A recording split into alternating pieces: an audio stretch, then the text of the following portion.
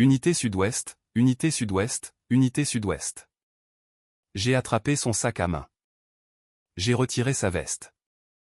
Le 18 décembre, 7 jours seulement avant Noël, Christopher Morrison Sr. a comparu par vidéoconférence pour sa mise en accusation, accusé de meurtre. Décembre 2023, juste avant les fêtes, une période habituellement marquée par l'amitié, les dons et les moments en famille est devenue, pour un couple d'East Liverpool, dans l'Ohio, une période d'horreur. Tiffany Morrison, 34 ans, a été vue pour la dernière fois le 18 décembre par sa belle-mère dévouée, qui la chérissait profondément. Tiffany était devenue un membre à part entière de la famille. Pourtant, en coulisses, son mariage autrefois idyllique s'effondrait, entraînant des conséquences dévastatrices. C'est fini. On a fini de parler. Ces derniers mots résonnèrent dans sa maison brisée. Lorsqu'on lui demanda quand il avait vu sa femme pour la dernière fois, Christopher affirma que Tiffany n'avait pas été vue depuis des jours. La maison qu'ils avaient construite ensemble remplie de souvenirs, de rires d'enfants et de traditions familiales était désormais une scène de crime. Qu'était-il arrivé à Tiffany? Comment une famille si unie avait-elle pu se désagréger à ce point, et pourquoi? Des amours d'adolescents, des liaisons et un hangar dissimulant des horreurs indicibles, telle est l'histoire tragique de Tiffany Morrison. East Liverpool, dans l'Ohio, est une petite ville essentiellement suburbaine. Autrefois réputée pour son industrie de la poterie, elle a récemment fait la une des journaux suite à une controverse environnementale autour d'un incinérateur de déchets toxiques local, un sujet qui pourrait rassembler les habitants. Le meurtre, en revanche, est une force d'un autre genre. Il n'unit pas, il déchire une communauté. Les Morrison étaient profondément enracinés ici. Christopher avait 33 ans, Tiffany 34. Ils étaient ensemble depuis leurs 18 ans. Les réseaux sociaux montraient une vie faite de sourires, de vacances et de moments de joie. Ensemble, ils dirigeaient Essential Need, un salon de massage à Kennedy, en Pennsylvanie. Massothérapeutes agréés, ils avaient suivi une formation côte à côte, envisageaient un avenir commun et élevaient 3 enfants de 14, 13 et 10 ans. Ils se sont mariés alors que Tiffany était enceinte de leur plus jeune, Landon. Le 21 mars 2013, les parents de Tiffany vivaient séparés, sa mère résidant dans le Mississippi. Tiffany était donc bien plus proche de la famille de Christopher que de la sienne. En 2021, peut-être sous le poids de la gestion d'une petite entreprise, le couple a emménagé chez les parents de Christopher, qui les ont aidés à garder les enfants et leur ont apporté leur soutien. Mais en 2022, la tragédie a de nouveau frappé, le père de Christopher est décédé, laissant sa mère, Kay, gérer un foyer tendu et animé. Kay et Tiffany partageaient un lien profond. Kay a vu sa belle-fille pour la dernière fois le soir du lundi 18 décembre. La dernière fois que j'ai vu Tiffany, se souvient Kay, c'était dimanche soir. J'étais près du sapin de Noël. Je l'ai serré dans mes bras, je l'ai embrassé et je lui ai dit que je l'aimais. Elle a répondu « Je t'aime aussi », puis est allée prendre une douche dans la chambre. Je ne l'ai plus jamais revue. 2 jours plus tard, le 20 décembre, au petit matin, le bureau du shérif du comté de Columbiana a reçu un appel glaçant, un corps sans vie se trouvait dans une maison de Shadyside Road. Cette maison était celle de Kay, celle-là même que Christopher et Tiffany partageaient avec leurs enfants. Dans l'agitation des préparatifs des fêtes, l'absence de Tiffany était passée inaperçue. L'école, les amis et les activités saisonnières occupaient les enfants. Kay était occupée à acheter des cadeaux pour tous ses petits-enfants. Mais quelqu'un connaissait la vérité. Ce quelqu'un, c'était Randy Slagay, un ami de longue date de Christopher. Poussé par son père, Randy se rendit à la police pour faire des aveux poignants. Le soir du 18 décembre, la nuit même où Tiffany avait été vue pour la dernière fois, Christopher avait emmené Randy au sous-sol pendant que Kay et les enfants étaient à l'étage. Là, Christopher lui montra un trou de balle dans la douche, nettoyé de tout sang. Il affirma avoir tiré sur Tiffany. Puis il montra à Randy une photo prise sur son téléphone, le visage sans vie de Tiffany, une blessure par balle visible. Christopher a demandé l'aide de Randy pour se débarrasser du corps, enveloppé dans une bâche et roulé dans un tapis. Au début, Randy a refusé, jusqu'à ce que Christopher brandisse une arme et menace de tuer tous les occupants de la maison, y compris ses 3 enfants, s'il en parlait à qui que ce soit. Terrifié, Randy a aidé à porter le corps de Tiffany à l'étage, à le charger dans la Jeep de Christopher et à le cacher dans un hangar vers 3 heures du matin. La police a ensuite examiné les relevés téléphoniques de Tiffany. Son dernier SMS date du 18 décembre à 18h50.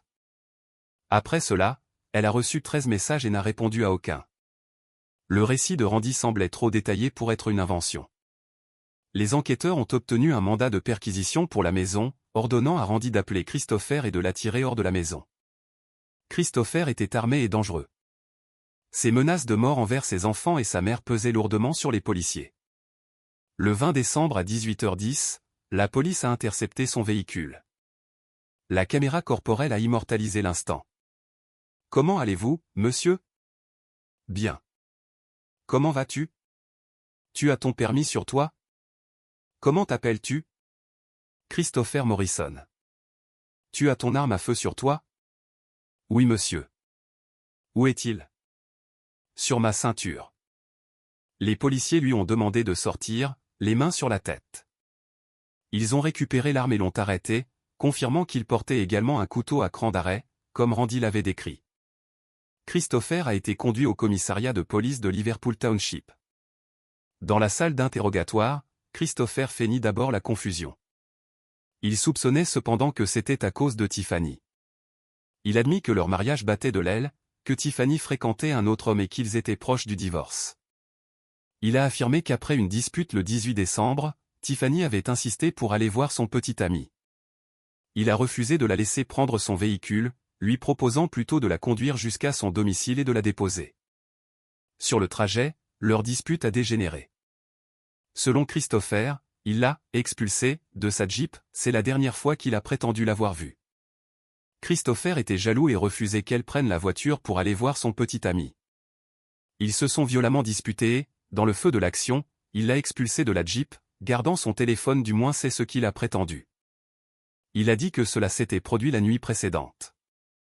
Le 19 décembre, après l'avoir mise dehors, il a roulé un moment avec Randy, puis, selon lui, elle est partie.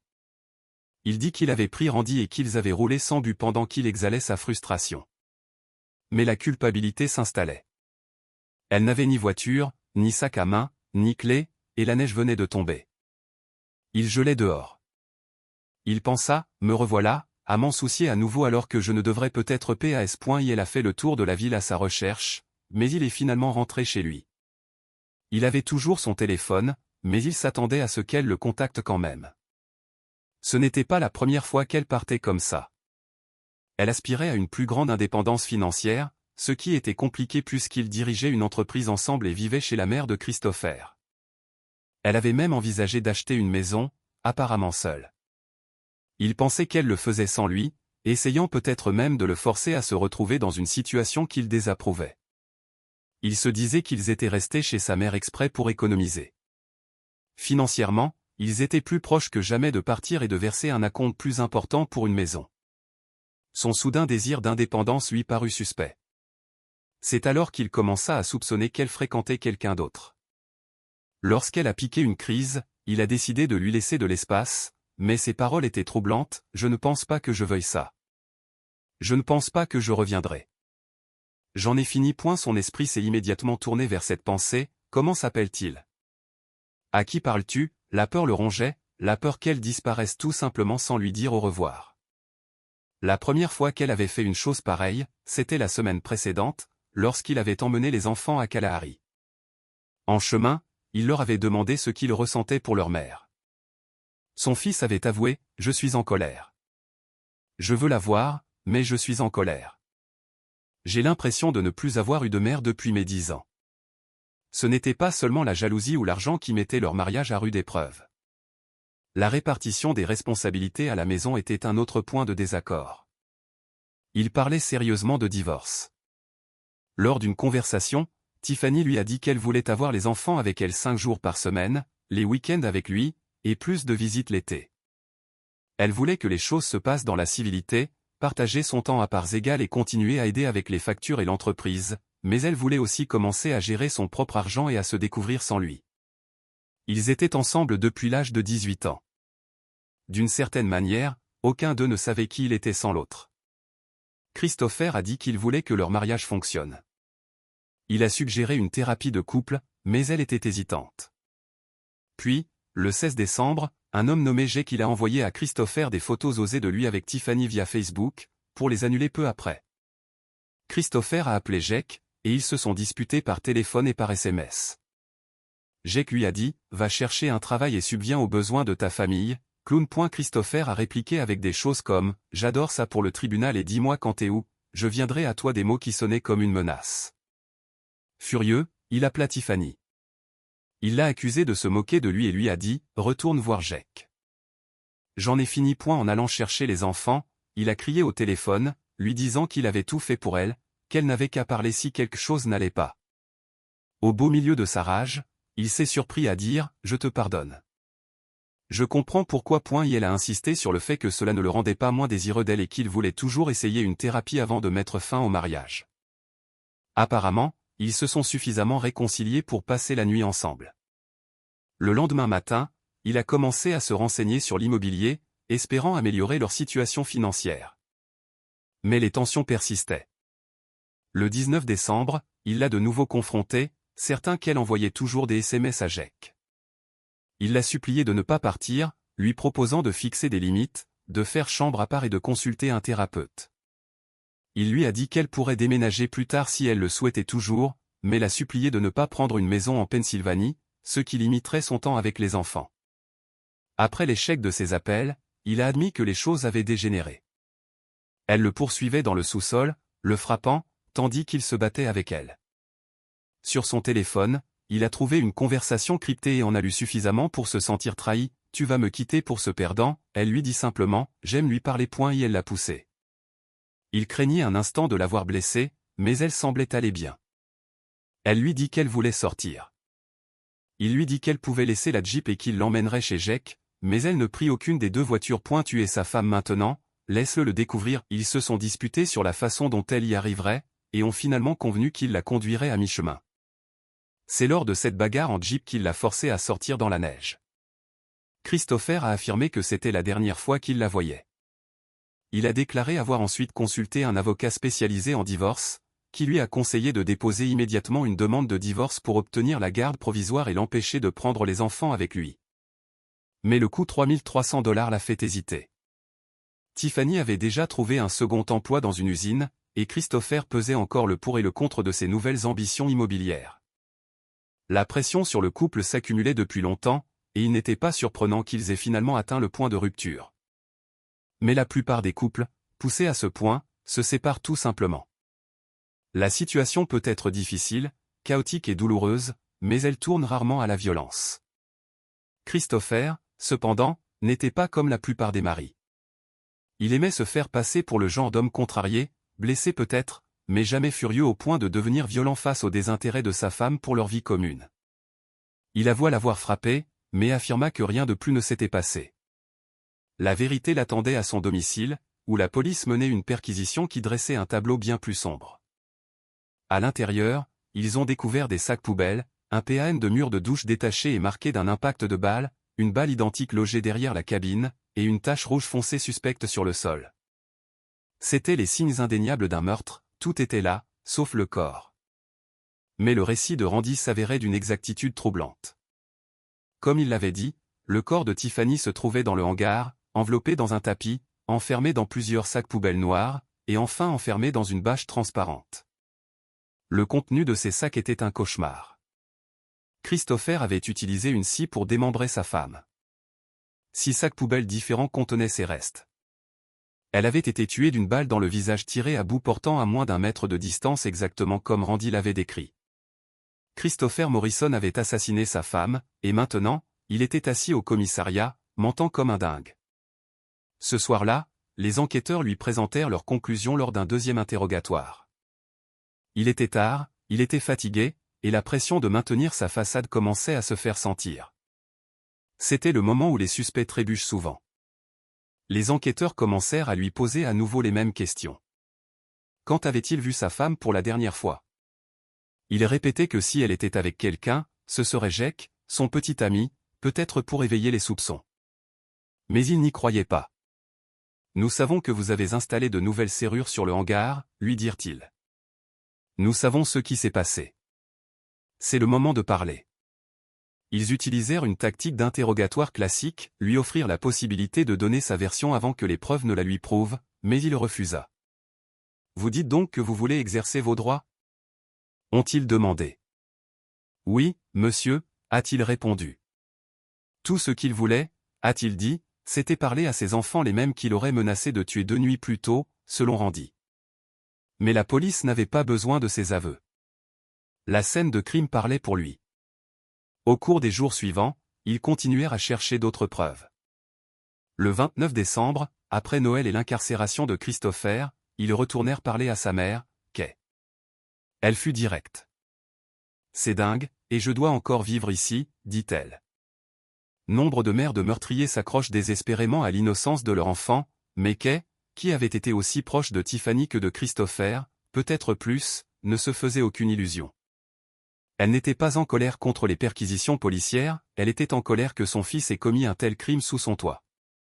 Elle l'avait accueilli chez elle, lui et sa famille, pour les aider à faire des économies, et il l'avait remercié en commettant une atrocité qui briserait leur famille à jamais.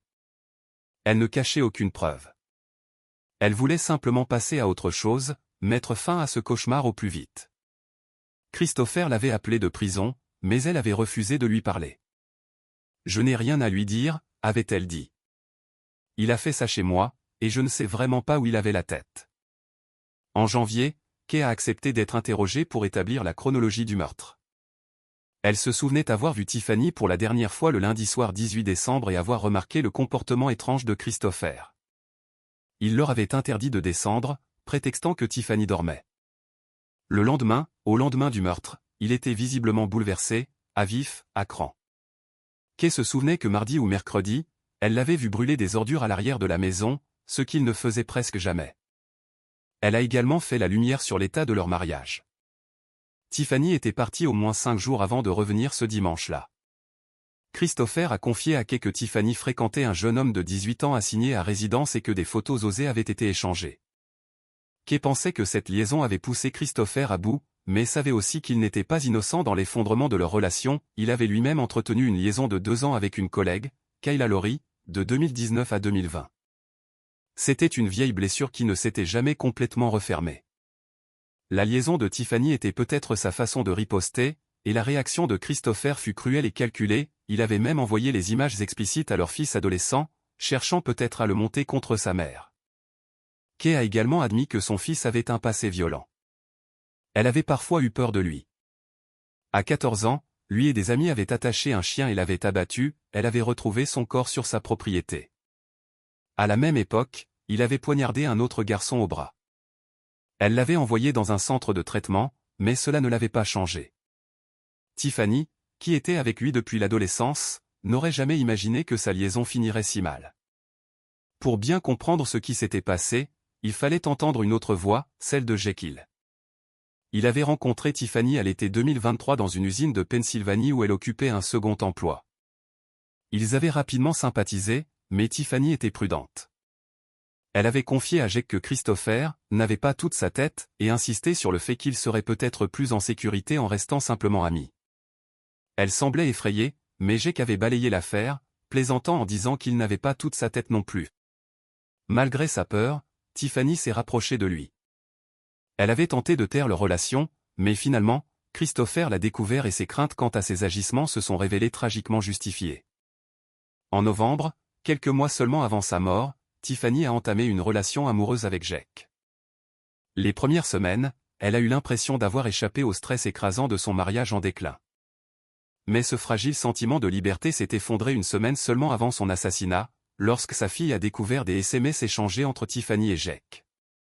Dans ces messages, ils évoquaient la façon dont Christopher la traitait. Je ne sais pas, se souvient Jake. Je lui ai raconté beaucoup de choses, comme le fait qu'il ne se souciait pas d'elle, qu'il ne voulait simplement pas la voir avec quelqu'un d'autre. Il est manipulateur, il veut juste la garder coincée, il est heureux de la maintenir exactement où elle est. Tiffany a commencé à voir la vérité dans ses mots. Elle a commencé à s'ouvrir à l'idée, disant, « Tu sais quoi? Je crois que tu as raison. » Puis, un soir, elle atteignit enfin son paroxysme. Elle avait préparé une soupe, et quand Christopher rentra, il s'emporta. « C'est gras, » lança-t-il. « Tu sais que je n'aime pas la nourriture grasse. Je ne sais pas pourquoi tu me prépares ça. » Bouleversée, elle envoya un message à Jake, « Je crois que j'en ai assez. Envoie-moi juste ton adresse. J'arrive. » Le fait que sa fille ait déjà vu les messages ajoutait une urgence dangereuse à leur relation. Tiffany se retrouvait alors face à un choix, Christopher, l'homme avec qui elle était depuis 16 ans, ou Jake, qui représentait quelque chose de nouveau, d'excitant et de libérateur face à son mari autoritaire. La semaine précédant son meurtre, elle avait quitté la maison pendant 5 jours et était restée chez Jake, lui annonçant qu'elle souhaitait quitter Christopher et emménager avec lui. Le 16 décembre, alors qu'elle se rendait chez Jake après le travail, sa fille l'a appelé pour lui proposer de venir pour une soirée cinéma. Peut-être Tiffany avait-elle l'impression de trahir sa famille, ou peut-être le stress de garder cette liaison secrète était-il devenu insupportable. Elle a accepté de rentrer et a envoyé à Jake une vidéo de rupture. 45 minutes plus tard, elle en a envoyé une autre, disant « C'est fini. J'en ai fini. On a fini de parler. » Inquiet, Jake a demandé « Ça va? Ce type est sur le point de te faire du mal? Que se passe-t-il? » Peu après, Christopher lui-même a envoyé à Jake une vidéo glaçante, « Jekyll de Newcastle, je me rapproche, mon pote. J'arrive bientôt. On va parler de ça d'homme à homme. » Jake n'a pas bien pris la nouvelle. Il s'est mis à boire et, ce soir-là, il a envoyé à Christopher des photos osées de Tiffany sur Facebook. La dispute qui a suivi l'a anéanti. Tiffany ne voulait plus être avec aucun des deux hommes. Elle a commencé à envisager de quitter Christopher et de prendre son propre appartement. Mais la peur s'installait, Christopher avait déjà menacé Jake et l'avait agressé physiquement. « Je lui ai dit, Jake, on ne peut pas jouer éternellement avec une femme comme Tiffany et croire que ça ne se reproduira pas. Quelqu'un va arriver et la traiter comme elle le mérite. » Christopher répondit froidement, « Ce n'est pas grave, Jake, parce que c'est fini. » C'est alors que Jake envisagea d'appeler la police, il composa même le numéro mais n'appuya jamais. Tiffany lui avait dit dès le début qu'elle craignait que Christopher ne leur fasse du mal. Elle pensait qu'il valait mieux qu'elle et Jake restent amis. Il n'a pas toute sa tête, l'avait-elle prévenu. Le dernier contact de Jake avec Tiffany eut lieu le dimanche 17 décembre. Ils se disputèrent à nouveau par SMS. Elle ne répondit plus jamais. Le 19 décembre, elle ne se présenta pas au travail. Lorsque Jake contacta son père, lui non plus n'avait pas eu de ses nouvelles. Aucun d'eux ne savait qu'elle était déjà morte. Si Christopher avait eu gain de cause, Jake serait mort lui aussi. À cette époque, Jake acheta une arme pour se protéger, surtout après que Christopher eut publié un message sur Facebook demandant à ses amis de l'aider à retrouver Jekyll. Quelques minutes plus tard, quelqu'un commenta « Tu veux qu'il soit bâillonné, ou juste mis dans un sac ?» C'est alors que Jake comprit que Christopher pouvait être vraiment dangereux. Tiffany, qui s'était battue pour retrouver son indépendance et échapper à un mariage violent, n'a pas eu cette chance. Christopher a été arrêté et accusé de son meurtre. Lors de la procédure judiciaire, notamment lors d'une audience de suppression de témoignages, sa défense espérait faire rejeter les enregistrements de son arrestation. Mais lorsque Christopher a témoigné, il a commis une erreur catastrophique. Le procureur lui a demandé s'il était stressé parce que Tiffany Morrison a été découpée chez vous. Christopher a insisté sur le fait que son stress provenait de problèmes professionnels, de ses 3 enfants et de tensions conjugales. Le procureur a insisté, donc, le fait que Tiffany Morrison soit morte dans votre remise n'était pas un facteur de stress pour vous? Christopher a admis que oui. Ce lapsus impliquait qu'il savait où elle se trouvait depuis le début, ce qui contredisait ses précédentes déclarations à la police. Vous saviez où elle était, accusa le procureur. Vous lui avez tiré dessus, l'avez découpée en morceaux et l'avez laissée dans la remise. La réponse de Christopher fut d'une simplicité effrayante, oui. Avec cet aveu accablant, ses options s'évanouirent. Le 17 décembre 2024, il plaida coupable et fut condamné à la réclusion à perpétuité sans possibilité de libération conditionnelle avant au moins 25 ans. Lors de la condamnation, les mots du juge furent blessants, « Tu la traites de mauvaise mère? Comment oses-tu? C'est comme ça que tu traites ceux que tu prétends aimer. Tu es narcissique. Ça ne regarde que toi. » Aujourd'hui, Christopher est toujours incarcéré dans une prison de l'Ohio. Les enfants de Tiffany et Christopher sont désormais élevés par leurs grands-parents, privés de leurs 2 parents par un acte brutal et insensé. Dans son plaidoyer de culpabilité, Christopher a admis avoir tué Tiffany pour l'empêcher de divorcer. Il ne supportait pas l'idée qu'elle soit avec Jake, ni avec qui que ce soit d'autre. Dans son esprit, s'il ne pouvait pas la voir, personne ne le pourrait.